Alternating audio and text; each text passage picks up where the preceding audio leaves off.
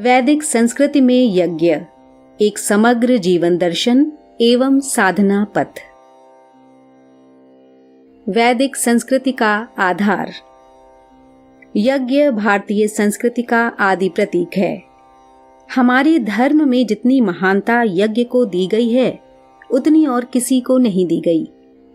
हमारा कोई भी शुभ अशुभ धर्म कृत्य यज्ञ के बिना पूर्ण नहीं होता। वेदों के सर्व पुरातन ग्रंथ ऋग्वेद का प्रथम मंत्र ही अग्नि के रूप में इसके स्वरूप की प्रार्थना के साथ शुरू होता है, जिसमें अग्नि को पुरोहित की संज्ञा दी गई है। वैदिक युग से ही गायत्री उपासना के साथ यज्ञ के युग्म को पूरक माना गया। आश्चर्य नहीं कि वैदिक संस्कृति में गायत्री को माता एवं यज्ञ को पिता की संज्ञा दी गई। इस युग में गायत्री यज्ञ के प्रवर्तक, युग के विश्वामित्र, युग ऋषि पंडित श्री राम शर्मा आचार्य जी के शब्दों में यज्ञ अपने आप में एक समर्थ और समग्र दर्शन है।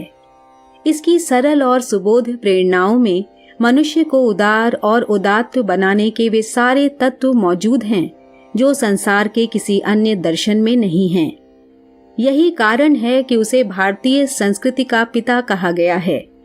पिता अर्थात पालनकर्ता, समाज का परिपालन एवं संरक्षण देने वाला। यज्ञीय दर्शन व्यक्ति एवं समाज को श्रेष्ठ, शालीन एवं समुन्नत बनाने में समर्थ है। अपने में वो समग्र है। यज्ञीय प्रेरणाओं को व्यवहार में उतारा जा सके तो स्थायी सुख शांति का मजबूत आधार बन सकता है। आश्चर्य नहीं कि हर युग में यज्ञ वैदिक संस्कृति का मेरुदंड रहा। जीवन का शायद ही कोई कर्म हो जो यज्ञ के बिना पूर्ण माना जाता हो। जन्म के पूर्व से लेकर मरण पर्यंत संपन्न होने वाले संस्कार यज्ञ के माध्यम से ही संपन्न होते हैं। यज्ञ के चिकित्सकीय गुण एवं वातावरण शुद्धि के लाभ सर्वविदित हैं। यज्ञ से कामना सिद्धि के अनगिनत उदाहरण शास्त्रों में भरे पड़े हैं। भारतीय संस्कृति के हर युग में यज्ञ के विभिन्न स्वरूपों की चर्चा पढ़ सकते हैं। यजुर्वेद में स्पष्ट घोषणा है कि सुख शांति चाहने वाला कोई व्यक्ति यज्ञ का परित्याग नहीं करता। जो यज्ञ को छोड़ता है उसे यज्ञ रूप परमात्मा भी छोड़ देते हैं। सबकी उन्नति के लिए आहुतियां यज्ञ में छोड़ी जाती हैं। जो नहीं छोड़ता वो राक्षस हो जाता है। रामायण काल के पुत्रेष्टि यज्ञ, सर्प यज्ञ, अश्वमेध यज्ञ चर्चित प्रकरण हैं। महाभारत काल में राजसूय यज्ञ की विशिष्ट चर्चा होती है। महाभारत में स्पष्ट कहा गया है कि असुर और सुर सभी पुण्य के मूल हेतु यज्ञ के लिए प्रयत्न करते हैं। सत्पुरुषों को सदा यज्ञ परायण होना चाहिए। यज्ञों से ही बहुत से सत्पुरुष देवता बने हैं। वास्तव में यज्ञ जीवन के सांसारिक उत्कर्ष के साथ परम पुरुषार्थ को सिद्ध करने वाला साधन है। वैदिक संस्कृति के मर्म ग्रंथ, वेदों के निचोड़ तथा उपनिषदों के सार श्रीमद् भगवद गीता में यज्ञ के स्वरूप, दर्शन एवं महत्व पर विशद एवं विहंगम प्रकाश डाला गया है। श्रीमद् भगवद गीता में यज्ञ। गीता में श्रेष्ठ पुण्य, निष्काम एवं परमार्थिक कर्म को यज्ञ कर्म की संज्ञा दी गई है, जिसे जीवन के चरम पुरुषार्थ मोक्ष का कारक माना गया है। यज्ञ कर्म के सिवा अन्य कर्मों में लगा हुआ मनुष्य कर्मों में बंधता है। इसीलिए हे अर्जुन, आसक्ति से रहित हुआ उस परमेश्वर के निमित्त कर्म का भली प्रकार आचरण कर। प्रजापति ने कल्प के आदि में यज्ञ सहित प्रजा को रच कर कहा कि यह यज्ञ द्वारा तुम लोग वृद्धि को प्राप्त हो और यह यज्ञ तुम लोगों को इच्छित कामनाओं के देने वाला होवे। इस यज्ञ के द्वारा देवताओं की उन्नति करो और वे देवता तुम लोगों की उन्नति करें। इस प्रकार आपस में उन्नति करते हुए परम कल्याण को प्राप्त होगे। यज्ञ द्वारा बढ़ाए हुए देवता तुम्हारे लिए बिना मांगे ही प्रिय भोगों को देंगे। उनके द्वारा दिए हुए भोगों को जो पुरुष इनके लिए बिना दिए ही भोगता है, वह निश्चय ही चोर है। यज्ञ से शेष बचे हुए अन्न को खाने वाले श्रेष्ठ पुरुष सब पापों से छूट जाते हैं, और जो पापी लोग अपने शरीर पोषण के लिए ही पकाते हैं वे तो पाप को ही खाते हैं। इस तरह श्रीमद् भगवद गीता में यज्ञ का परम कल्याणकारी दर्शन मनुष्य मात्र के अभिन्न सहचर के रूप में प्रतिपादित है। आश्चर्य नहीं कि वैदिक संस्कृति ने यज्ञ को इसी भाव के साथ जीवन मरण का साथी मानकर इसकी प्रतिष्ठा की है। इस तरह श्रीमद् भगवद गीता में यज्ञ के विभिन्न प्रकार गिनाए गए हैं, यथा ब्रह्म यज्ञ, देव यज्ञ, इंद्रिय संयम रूपी यज्ञ, अंतःकरण संयम रूपी यज्ञ, तप यज्ञ, योग यज्ञ एवं स्वाध्याय रूपी ज्ञान यज्ञ, प्राण यज्ञ आदि। इनका फल गीता में इहलोक एवं परलोक को सिद्ध करने वाला तथा मुक्ति का हेतु बताया गया है। हे अर्जुन, यज्ञों के परिणाम स्वरूप ज्ञान अमृत को भोगने वाले योगी जन सनातन परब्रह्म परमात्मा को प्राप्त होते हैं, और यज्ञ रहित मनुष्य को इस लोक में ही सुख नहीं मिलता, फिर परलोक का सुख तो कैसे ही मिलेगा। इस तरह यज्ञ को श्रीमद् भगवद गीता में इहलोक एवं परलोक को सिद्ध करने वाला साधन माना गया है। यज्ञ का व्यवहारिक तत्व दर्शन। यज्ञ यज धातु से बना है, जिसके 3 अर्थ हैं, जो इसके व्यवहारिक एवं समग्र स्वरूप पर प्रकाश डालते हैं: देव पूजन, संगतिकरण और दान। इन तीनों प्रवृत्तियों में व्यक्ति एवं समाज के उत्कर्ष की संभावनाएं विद्यमान हैं। देव पूजन का अर्थ है परिष्कृत व्यक्तित्व, दैवी सद्गुणों का अनुगमन। संगतिकरण अर्थात एकता, सहकारिता, संघबद्धता। दान अर्थात समाज परायणता, विश्व कौटुंबिकता एवं उदार सहृदयता। इन तीनों प्रवृत्तियों का प्रतिनिधित्व यज्ञ करता है, और सरल भाषा में यज्ञ का अर्थ दान, एकता, उपासना से है।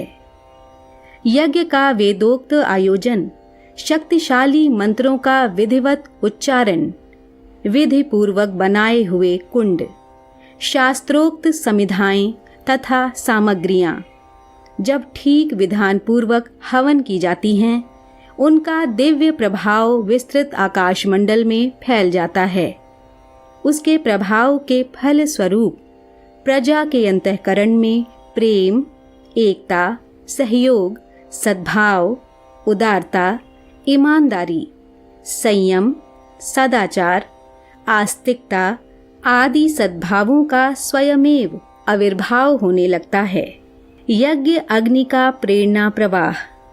अग्नि यज्ञ का केंद्रीय तत्व है, जो अजस्र प्रेरणाओं से भरा हुआ है। यज्ञीय प्रेरणाओं का महत्व समझाते हुए ऋग्वेद में यज्ञाग्नि को पुरोहित कहा गया है। उसकी शिक्षाओं पर चलकर लोक परलोक दोनों सुधारे जा सकते हैं। इसमें निहित शिक्षाएं इस प्रकार हैं: जो बहुमूल्य पदार्थ अग्नि में हवन करते हैं, उसे वह अपने पास नहीं रखती, वरन सर्व साधारण के उपयोग के लिए वायुमंडल में बिखेर देती है।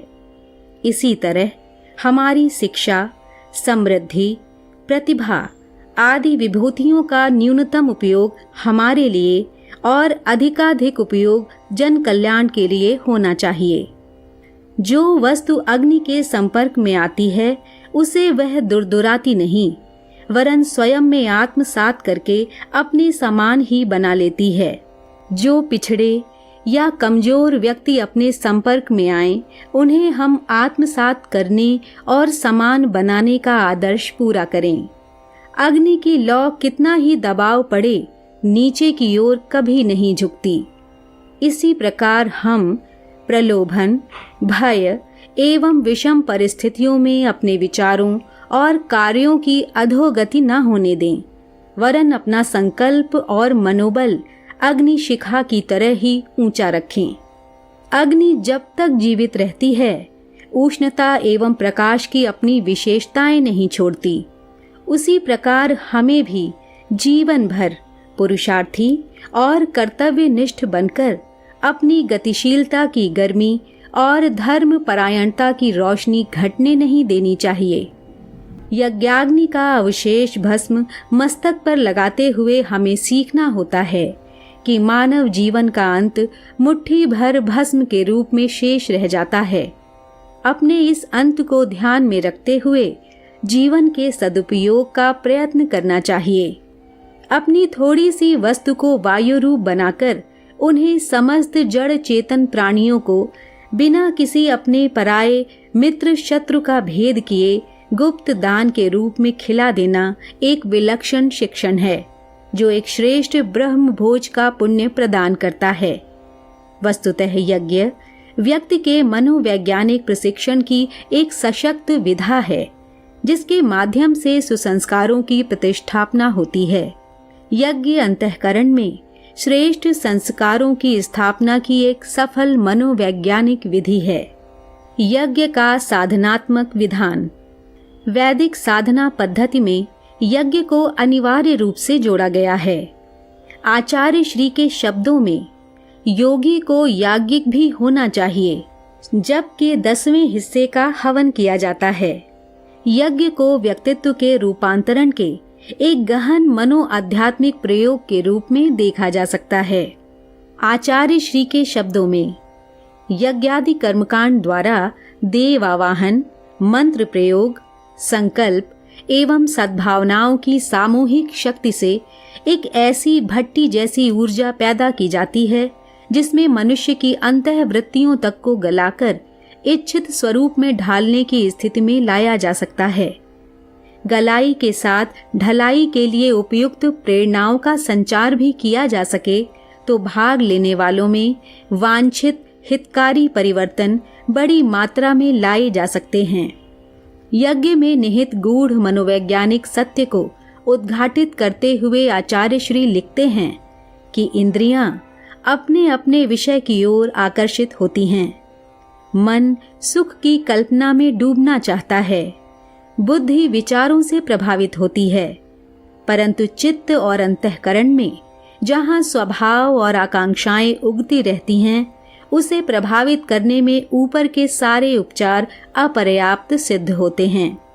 यज्ञ संस्कार आदि ऐसे सूक्ष्म विज्ञान के प्रयोग हैं, जिनके द्वारा मनुष्य के व्यक्तित्व का कायाकल्प कर सकने वाली उस गहराई को भी प्रभावित परिवर्तित किया जा सकता है।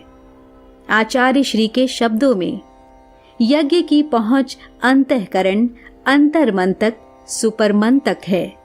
वह व्यक्ति की विचारणा, आकांक्षा, भावना, श्रद्धा, निष्ठा, प्रज्ञा को प्रभावित करता है, उनका परिशोधन और अभिवर्धन भी करता है।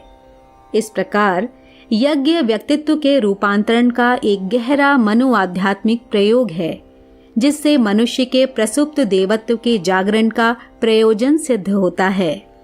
परिवार में संस्कारों का रोपण। आचार्य श्री के शब्दों में पूर्व काल में पुत्र प्राप्ति के लिए ही पुत्रेष्ट यज्ञ कराते हों सो बात नहीं। जिनको बराबर संतानें प्राप्त होती थीं, वे भी सद्गुणी एवं प्रतिभावान संतान पाने के लिए पुत्रेष्ट यज्ञ कराते थे। गर्भाधान, सीमांत, पुंसवन, जात कर्म, नामकरण आदि संस्कार बालक के जन्म लेते लेते अबोध अवस्था में ही हो जाते थे। इनमें से प्रत्येक में हवन होता था, ताकि बालक के मन पर दिव्य प्रभाव पड़े और बड़ा होने पर वह पुरुष सिंह एवं महापुरुष बने।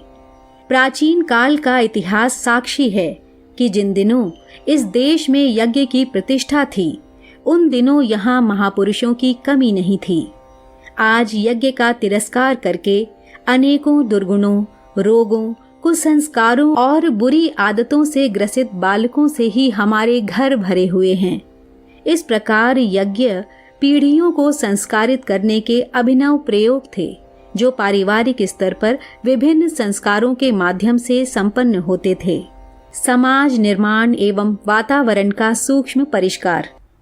आचार्य श्री के शब्दों में, यज्ञ से अदृश्य आकाश में जो आध्यात्मिक विद्युत तरंगें फैलती हैं, वे लोगों के मनों में द्वेष, पाप, अनीति, वासना, स्वार्थपरता, कुटिलता आदि बुराइयों को हटाती हैं। फल स्वरूप उससे अनेकों समस्याएं हल होती हैं। अनेकों उलझनें, गुत्थियां, पेचीदगियां, चिंताएं, भय, आशंकाएं तथा बुरी संभावनाएं समूल नष्ट हो जाती हैं। राजा, धनी, संपन्न लोग, ऋषि मुनि बड़े बड़े यज्ञ करते थे, जिससे दूर दूर तक का वातावरण निर्मल होता था और देशव्यापी, विश्वव्यापी बुराइयां तथा उलझनें सुलझती थीं। इस प्रकार व्यष्टि से लेकर समष्टि तक के हित में यज्ञ अपनी महती भूमिका निभाता है। वस्तुतः अग्नि ईश्वर का मुख है। उसमें जो कुछ खिलाया जाता है वह सच्चे अर्थों में ब्रह्म भोज है। ब्रह्म अर्थात परमात्मा, भोज अर्थात भोजन, परमात्मा को भोजन कराना, यज्ञ के मुख में आहुति छोड़ना ही है। एक प्रकार से वह देवताओं के बैंक में जमा हो जाता है और उचित अवसर पर संतोषजनक ब्याज समेत वापस मिल जाता है। विधि पूर्वक शास्त्रीय पद्धति और विशिष्ट उपचारों तथा विधानों के साथ किए गए हवन तो और भी महत्वपूर्ण होते हैं। वे एक प्रकार से दिव्य अस्त्र बन जाते हैं। पूर्व काल में यज्ञ द्वारा मनोवांछित वर्षा होती थी। योद्धा लोग युद्ध में विजयश्री प्राप्त करते थे और योगी आत्म साक्षात्कार करते थे। यज्ञ को वेदों में कामधुक कहा गया है, जिसका आशय है कि वह मनुष्य के सभी अभावों और बाधाओं को दूर करने वाला है। इस प्रकार यज्ञ एक समग्र जीवन दर्शन है, जिसमें व्यक्तित्व के रूपांतरण का गहरा मनोआध्यात्मिक विज्ञान निहित है। व्यक्ति के लौकिक उत्कर्ष एवं आध्यात्मिक विकास का विधान विद्यमान है। साथ ही इसमें परिवार, समाज, प्रकृति, पर्यावरण, सकल सृष्टि एवं समष्टि का कल्याण निहित है। धन्यवाद और आपकी मंगल कामना के साथ इस सृजन सेनानी का नमस्कार।